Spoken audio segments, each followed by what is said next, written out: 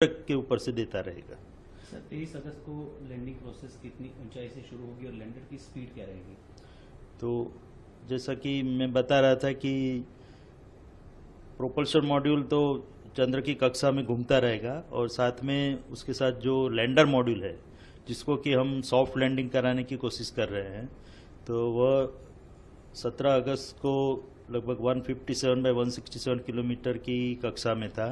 वो अभी 113 बाई 113 की ऑर्बिट में घूम रहा है और उसको 100 बाई 30 किलोमीटर की ऑर्बिट में जाने के बाद 23 अगस्त को 30 किलोमीटर की ऊंचाई से वह नीचे की ओर प्रयाण करेगा।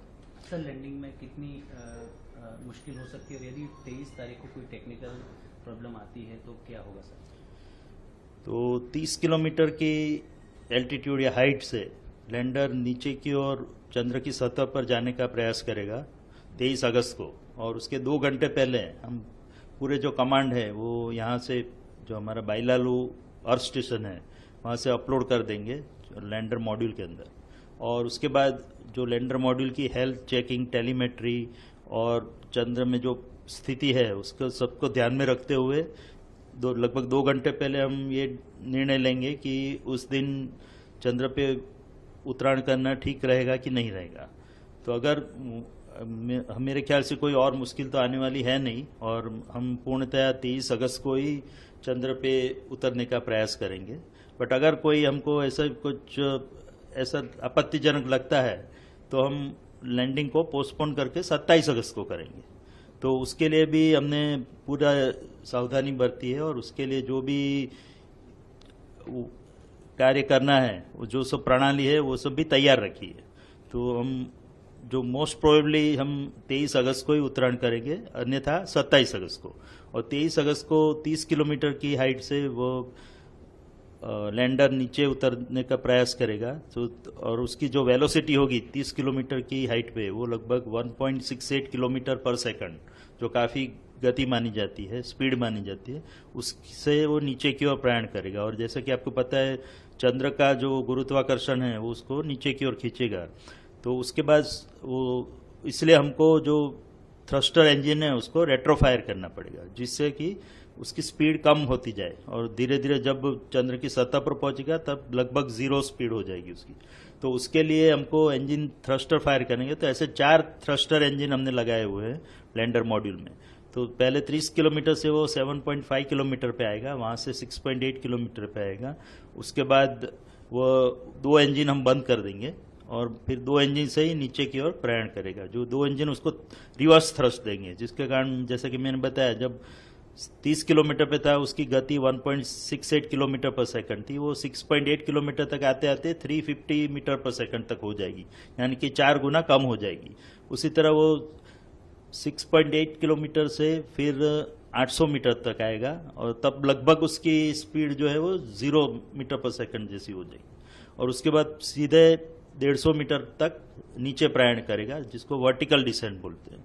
और उसके बाद अन्य जो हमने सेंसर और कैमरा लगाया है उसके इनपुट लेके और उसमें जो रेफरेंस डेटा स्टोर किया गया है, रेफरेंस इमेजेस, उससे उसको कंपेयर करके वो डिसाइड करेगा, वो निश्चित करेगा कि वो जो जगह पे लैंडर खड़ा है वहाँ पे घूम रहा है वह उसके सीधा नीचे उतरने से वो सही जगह पे लैंडिंग कर पाएगा। अगर उसको लगता है कि ये जगह अनुकूल नहीं है तो थोड़ा XY डायरेक्शन में प्रयाण करेगा, थोड़ा दाईं ओर या बाईं ओर मुड़ेगा और लगभग 60 मीटर तक जाएगा और उसके बाद सीधा नीचे प्रयाण करेगा। तो ये दोनों सिनेरियो हमने प्रोग्राम किए हुए हैं। और अगर उसको लगता है कि वो बिल्कुल ही अलग जगह पे पहुंच गया जिसकी संभावना काफ़ी कम है, बट तो भी हमने उसके लिए जो बोलते हैं कि साल्वेज मोड, एक इमरजेंसी मोड भी रखा हुआ है जो उसको ऑटोमेटिक लैंडिंग की ओर ले जाएगा, जिसमें वो खुद ही निर्णय करेगा कि कौन सी जगह श्रेष्ठ है उतरने के लिए। क्योंकि आपको पता होगा कि हम साउथ पोल यानी कि जो चंद्र के दक्षिण ध्रुव की ओर जा रहा है, कि वहाँ की जमीन बहुत ही उबड़ खाबड़ है, उसमें काफी क्रेटर्स और बोल्डर्स है। तो जमीन उतनी सपाट जमीन नहीं है जो कि विषुवत वृत्त पे पाई जाती है। तो बाकी जो भी लैंडिंग हुए हैं दूसरे देशों द्वारा, अमेरिका या चीन या रशिया द्वारा, वो सब लैंडिंग विषुवत वृत्त पे हुए चंद्र के, जहाँ की जमीन काफी सीधी और सपाट जमीन है, तो उसमें उतरना रिलेटिवली बहुत ही इजी रहता है।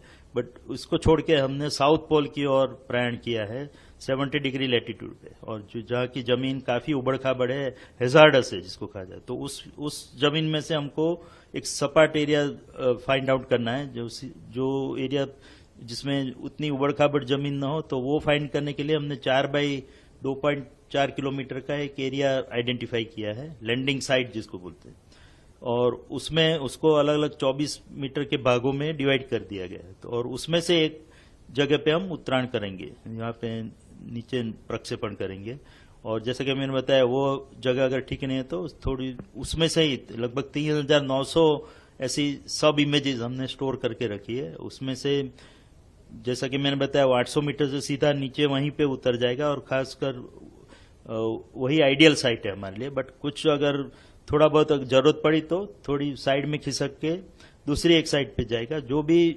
रिलेटिवली सेफ साइड रहेगी।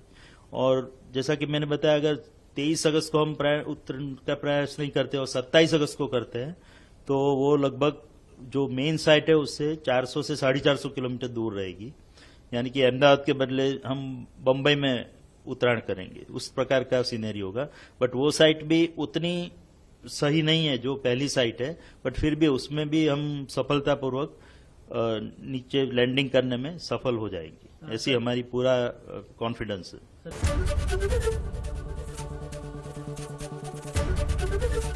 एबीपी गंगा, खबर आपकी, जुबान आपकी।